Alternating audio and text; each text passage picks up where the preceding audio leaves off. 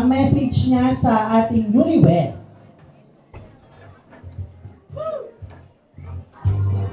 Good afternoon po sa inyong lahat. So, ang message ko lang sa ate ko.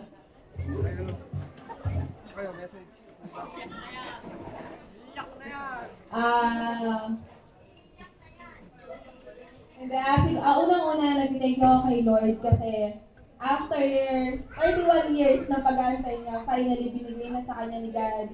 Si Kuya Nino kasi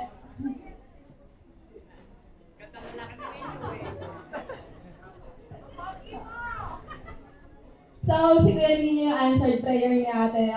Wish ko lang sana ang success ng inyong pagsasama. Tsaka kay Kuya Nino, sana, alam mo naman, sana habaan mo lang yung pasensya mo kay ate kasi alam mo naman yan, sobrang, hindi ko na yung mention, pero laging may S, no? Sana sa inyong pagsasama, magsama kayo para lagi kayong may adobo at suka. Sa ate na lang ang kulang, alam mo na lang. So, mahal na mahal ko kayong dalawa. Saka sana kay ate, kahit na magbubuo na siya ng sarili niyang pamilya,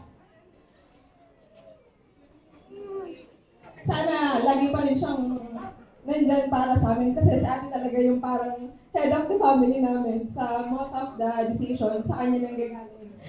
Kahit sila nanay at saka si Adi, laging tinatanong si ate kung anong kahit anong desisyon namin. So sana kahit malayo siya, pag may kailangan kami, nandyan pa rin siya para sa amin. Saka yung samahan namin, sana walang magbabago. Yun lang, mahal ko yan.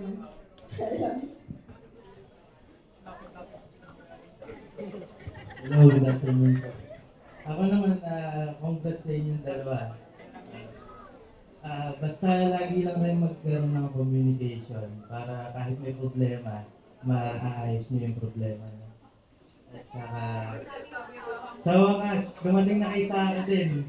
Sa sobrang tagal na rin naghintay niyan. Ayun lang. Ayun, congrats ulit.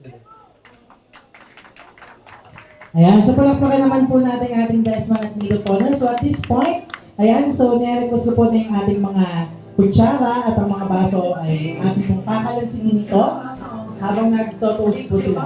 Okay, and ito na po, start na po. Ready, shopping toast in 3, 2, 1.